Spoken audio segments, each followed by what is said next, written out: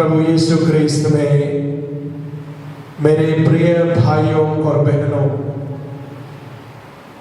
आज पवित्र कैथोलिक कलीसिया ईश्वरीय करुणा का त्योहार मना रही है। स्तोत्र ग्रंथ अध्याय 118 के पहला वाक्य में हम पढ़ते हैं, प्रभु की सराहना करो क्योंकि वह भला है, उसकी करुणा सदा बनी रहती है। परमेश्वर की करुणा सदा बनी रहती है। प्रिय भाइयों बहनों, जब हम किसी के लिए दुख उठाते हैं, हमेशा हम उसी को याद करके बोलते हैं, मैंने ऐसा किया, मैंने वैसा किया। आज हम देखते हैं अपनी करुणा को दिखाने के लिए यीशु मसीह शिष्य लोगों को अपने शरीर के घावों को दिखाते हुए बोलते हैं, अपने हाथों में जो कीले से उन लोग मारे थे, बगल में जो भाला से छेदे थे, वो सब अपने चेले लोगों को दिखाते,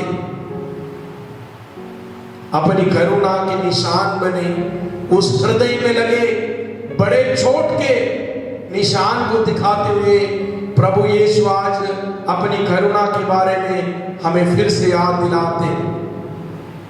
प्रिय भाइयों बहनों, हम पापी थे, हम नष्ट होने वाले थे। परमेश्वर ने अपनी करुणा दिखाते हुए यीशु मसीह को इस धरती पर भेजा, और उस यीशु मसीह ने अपने जीवन में हर प्रकार के दुख कष्ट तकलीफ उठाते हुए अपना जीवन समर्पित करते हुए हम पापियों को बचाया। और उसका निशाना है उनके बगल में जो भाला से छेदा था, उस घाव।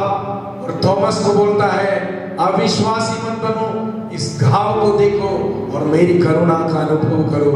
मैं वही प्रभु हूं जो तुम्हारे लिए अपना जान समर्पित किया था।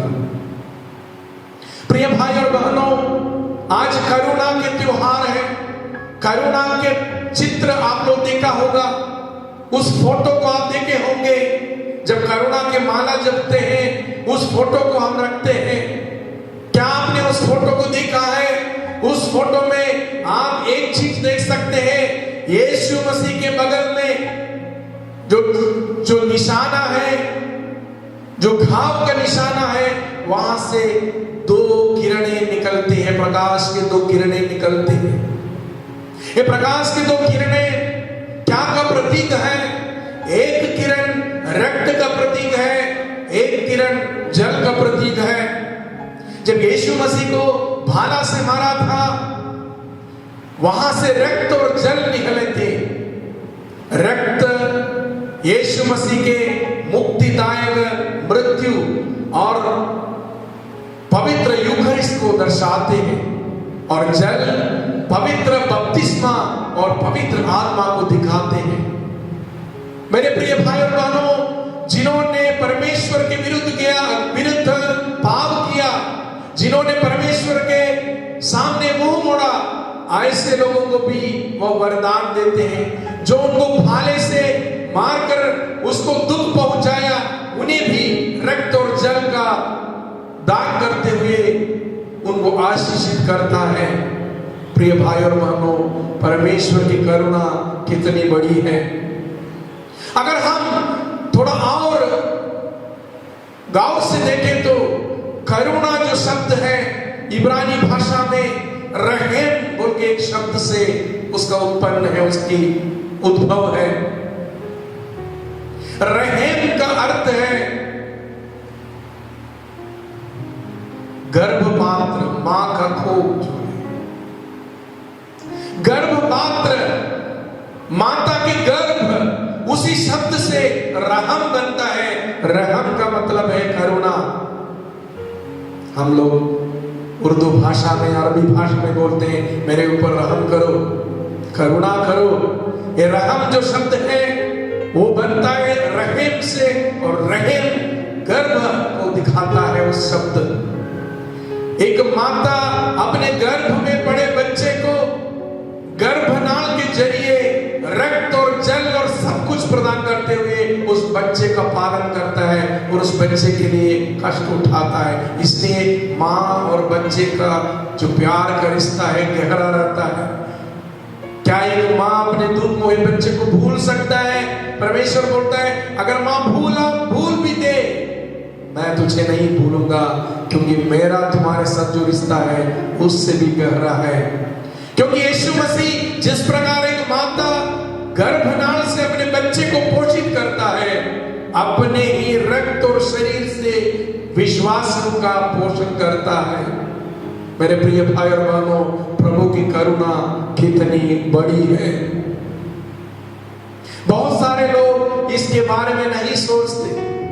बहुत सारे लोग इसके बारे में तब सोचते हैं जब उनका आयु बहुत बड़ी होती है और वो मरने के समय पहुंचने के पहले सोचना शुरू करते हैं। लेकिन हमारे पिता परमेश्वर इतनी करुणा दिखाए कि उसने अपने बेटे यीशु मसीह को हम पाप योग्य आत्मा के बचाव के लिए इस धरती पर भेजा। उस करुणा का अनुभव हमें करना है। प्रभु प्यारे भाई और बहनों,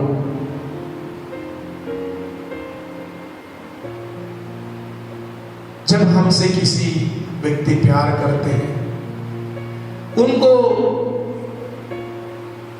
हम कैसे दुख पहुंचाते हैं आपको मालूम होगा। जब हम उस प्यार के अनदेखी करेंगे, जब हम उस प्यार को भूलेंगे, जब हम उस प्यार को नहीं समझेंगे, तब वे सबसे ज्यादा दुखित होता है। प्रिय भाई और बहनों, क्या आपने कभी सोचा यीशु मसीह के जीवन में सबसे दुखित दिन कौन सा था? कौन सा दिन में यीशु मसीह सबसे ज्यादा दुखी हुआ होगा? जब उसको कोड़े लगाए थे, जब उनके हाथों में कीले ठोके थे, जब उनको भारी क्रूस ढोना पड़ा, तब मैं बताऊंगा बिल्कुल नहीं। यीशु मसीह के जीवन में सबसे अधिक दुख पुण्य गुरुवार के दिन हुआ था।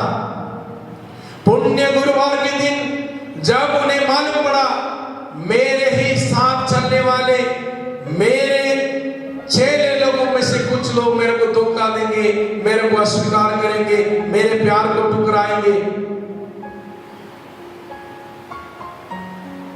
सबसे ज्यादा बाइबल में लिखा है उसका मन व्याकुल था। उसका मन व्याकुल था। गेत्सेमनी बारी में जाके घुटने के बल पर गिरे हुए पसीना को खून की बूंदों में बहाए थे। क्यों? किसी ने उसको कोड़े नहीं लगाए थे, किसी ने उसके सिर में कांटों का मुकुट नहीं पहनाए थे, फिर भी खून को पसीना जैसे बहा के वो व्याकुल हो गए थे, क्योंकि जिन्हें उन्होंने अपना समझा उन्हीं लोगों ने उसे पराया कर दिया। प्रिय भाई और बहनों, परमेश्वर की करुणा का याद करो। हर दिन, हर सांस में, हर सुबह तुम जब उठते हो उस करुणा की याद करना है। उसी के बल चलते तुम आज जिंदा हो और तुम्हारी आत्मा हमेशा के लिए जिंदा रहेगा। अगर तुम इस बात को भूल जाते हो, इससे ज्यादा तुम पाप नहीं करते, तुम परमेश्वर को दुखी नहीं बना सकते। प्रिय भाइयों, परमेश्वर की करुणा अनुभव करते समय मैं आप लोगों के समक्ष 3 बातों को रखना चाहता हूं। सबसे पहले, पूर्णता, पवित्रता और करुणा, ये तीनों एक दूसरे से जुड़ा है। पवित्र बाइबल में हम सीखते हैं पिता परमेश्वर के समान तुम पूर्ण बनो। दूसरे एक जगह में बताते हैं अपने स्वर्गीय पिता जैसे पवित्र बनो। तीसरे एक जगह में लिखा है अपने स्वर्गीय पिता के जैसे दयालु बनो। मेरे प्रिय भाइयों और बहनों, ये तीनों चीज अलग नहीं है। पूर्ण बनना, पवित्र बनना और दयालु दयालु बनना। बहुत सारे लोग पवित्रता के बारे में एक गलत सोच मन में रखते हैं। बहुत सारे लोगों के लिए पवित्रता बोलने से अपने होठों से प्रार्थना करते रहना और अपने धर्म विधियों को पूरा करते रहना और शरीर की शुद्धता को बनाए रखना। जब भी उन लोग पवित्रता के बारे में सोचते, सबसे ज्यादा अपने शरीर के बारे में सोचते, आत्मा के बारे में नहीं सोचते। लेकिन प्रभु परमेश्वर हमें बताते हैं, जब तुम दयालु बनोगे तब तुम पूर्ण बनोगे। जब तुम दयालु बनोगे तब तुम पवित्र बनोगे। क्योंकि उस पवित्रता का क्या मतलब है? अगर तुम पवित्रता का जीवन बिताने का ढोंग रचते हो और दूसरों पर तरस नहीं खाते, जो तुम्हारे सामने दुखी होकर गुजरते हैं, उनके दिल के दुख को थोड़ा भी तुम महसूस नहीं कर पाते और तुम बताते हो मैं पवित्र जीवन बिता रहा हूं। संत यूहन्ना अपने पत्र में बिल्कुल सच कहते हैं, जो अपने दृश्य भाई बहनों को प्यार नहीं करता और बताता है अदृश्य परमेश्वर को मैं प्यार करता हूं, वो झूठा है, झूठ बोलने वाला है। मेरे प्रिय भाई और बहनों, हम झूठ बोलने वाले नहीं बने। परमेश्वर की करुणा के बारे में सोचते समय एक दूसरा चीज मैं आपके सामने बताना चाहता हूं। परमेश्वर के पुत्र यीशु मसीह संसार में रहते समय लोगों को देखकर उसके मन में दया उत्पन्न होता था। उनका हृदय लोगों के लिए तड़पता था। अंग्रेजी में लिखा हुआ है, His heart moved with pity। उसका हृदय दया से त्रसित हो गए थे। क्या आपके दिल में सचमुच में लोगों को देखकर लगता है कि इन्हें परमेश्वर की दया की जरूरत है, इन्हें मेरे प्रेम की जरूरत है? मेरे प्रिय भाई और बहनों, खिलाने पिलाने की बात मैं नहीं करता। खिलाने पिलाने तो कोई भी करेगा, लेकिन एक पाप में रहने वाले आत्मा को देखकर इसको भी स्वर्ग राज्य में पहुंचाने के लिए इनके ऊपर मेरे को भी दया करके इनको परमेश्वर की करुणा के बारे में बताना है। ऐसा करके कितने भाई बहन सोचते हैं। हम मसीह लोग बनने का दावा करते हैं, हम मसीह हैं, अच्छे अच्छे कपड़े पहनते, संडे के दिन चर्च जाते, बड़े बड़े संस्थाएं चलाते, लोगों को बहुत बड़े प्रवचन सुनाते रहते हैं, लेकिन हमारे अड़ोस पड़ोस में रहने वाली आत्माओं का सर्वनाश देखते हुए हमारे दिल में उनके प्रति दया नहीं है, तो हम कौन सी करुणा की बात करते हैं? एक तीसरी बात मैं बताना चाहता हूं, करुणा दिखाने वाले न्याय के साथ करुणा दिखाते हैं, प्रेम करते हैं। परमेश्वर की करुणा के बारे में पवित्र बाइबल में लिखा हुआ है, वो धर्मियों और अधर्मियों, दुष्टों के और भले लोगों के, दोनों के ऊपर वो पानी बरसाता है। परमेश्वर कभी ऐसा नहीं करता, ये अच्छे लोग इनको पानी दूंगा, ये लोग ठीक नहीं है इनको नहीं दूंगा, ऐसा नहीं बोलते।